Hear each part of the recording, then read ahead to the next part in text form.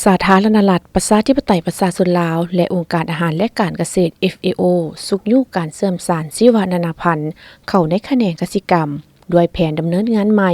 และการจัดตั้งปฏิบัติในระดับท้องถิ่นองค์การอาหารและการเกษตรแห่งสหประชาชาติ FAO และสถาบันค้นคว้ากสิกรรมป่าไม้และพัฒนาชนบทนาฟรีได้สำเร็จโครงการสำคัญที่แนใส่การเสริมสารชีวนานาพันธุ์เข้าในระบบกสิกรรมอาหารของชาติในวันที่28มกราคม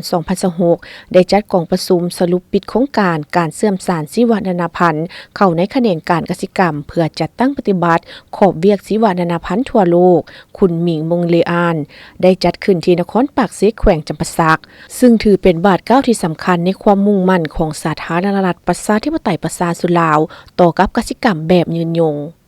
กองประชุมดังกล่าวได้จัดขึ้นเป็นเวลา2วันโดยมีผู้ต่างหน้าจากกระทรวงเกษตรกรรมและสิ่งแวดล้อมแผนกเกษตรกรรมและสิ่งแวดล้อมแขวงวิชาการต่างๆและองค์การ FAO ประจำลาวเข้าร่วมเพื่อทบทวนผลสำเร็จที่เชื่อมโยงเป้าหมายชีวนานาพันธุ์ระดับโลกเข้ากับการจัดตั้งปฏิบัติตัวจริงในท้องถิ่นผลสำเร็จอันโดดเด่นที่ได้ยกขึ้นในกองประชุมแม่นการที่รัฐบาลแห่งสาธารณรัฐประชาธิปไตยประชาชนลาวได้รับร้องเอาแผนที่นำทาง 2024 ถึง 2030 การเสริมสารชีวนานาพันธุ์เข้าในแขนงกสิกรรมและป่าไม้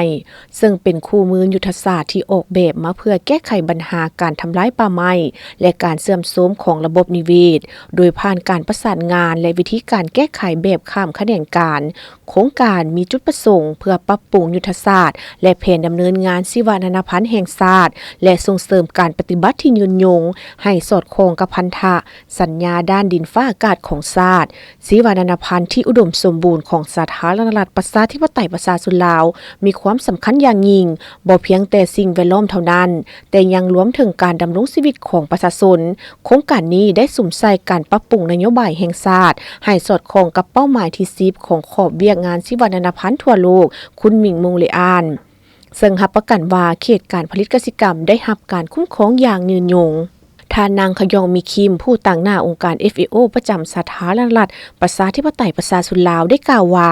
สาธารณรัฐประชาธิปไตยประชาชนลาวมีชีวนานาพันธุ์ที่เป็นเอกลักษณ์และอุดมสมบูรณ์ที่สุดชีวนานาพันธุ์นี้แม่นพื้นฐานของความมั่นคงทางด้านอาหารโภชนาการการดำรงชีวิตและสุขภาพของมนุษย์ทั้งยังช่วยเพิ่มความสามารถในการปรับตัวของระบบกสิกรรมอาหารต่อกับการเปลี่ยนแปลงดินฟ้าอากาศการนำใช้นโยบายและแนวทางการปฏิบัติที่เป็นมิตรกับชีวนานาพันธุ์ในแขนงกสิกรรมป่าไม้การประมงและการเลี้ยงสัตว์น้ำระบบกสิกรรมอาหารสามารถเป็นส่วนหนึ่งของการแก้ไขปัญหาเพื่อรับประกันระบบอาหารที่ยืนยงและการดำรงชีวิตที่เข้มแข็งสำหรับรุ่นปัจจุบันและอนาคตนอกจากการกำหนดนโยบายแล้วโครงการยังได้สร้างผลสำเร็จที่เป็นรูปธรรมในภาคสนามโดยผ่านโรงเรียนชาวนาท่านศิริพลพิทักษ์ศูนย์ห้องหัวหน้าสถาบันค้นคว้ากสิกรรมป่าไม้และพัฒนาชนบทได้เน้นหนักถึงความสำคัญของการนำใช้ตัวจริงเพื่อให้บรรลุพันธสัญญาสากลเป้าหมายที่10สุ่มใส่การรับประกันว่าการคุ้มครองการผลิตกสิกรรมรวมทั้งการปลูกฝังการเลี้ยงสัตว์การประมงและป่าไม้แม้นมีความยืนยงและเป็นมิตรกับชีวนานาพันธุ์ข้อริเริ่มนี้เป็นความสำคัญหลายในการเสริมสร้างการประสานงานระหว่างสถาบันและความสอดคล้องของนโยบายเพื่อเสริมสารชีวนานาพันธุ์เข้าในแขนงการเกษตรกรรมกองประชุมครั้งนี้ยังเป็นจุดเริ่มต้นสำหรับข้อริเริ่มในอนาคตและการสำเร็จโครงการนี้ได้ช่วยสุกยูให้เกิดโอกาสในการระดมทุนใหม่ๆรวมทั้งโครงการกองทุนขอบเวียกชีวนานาพันธุ์ทั่วโลกและการสนับสนุนแบบ2ฝ่ายเพิ่มเติมเพื่อแก้ไขปัญหาชีวนานาพันธุ์ในแขนงป่าไม้หลังจากนั้นผู้เข้าร่วมได้ลงเยี่ยมยามสถานที่จัดตั้งปฏิบัติโครงการอยู่บ้านหนองหลวงและบ้านภูมะโก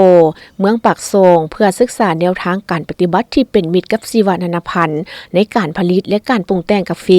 โรงเรียนเหล่านี้ได้เฮ็ดหน้าที่เป็นศูนย์กลางในการทดลองและขยายผลการปฏิบัติแบบยืนยงที่ช่วยเพิ่มสมรรถภาพการผลิตพร้อมทั้งอนุรักษ์สิ่งแวดล้อม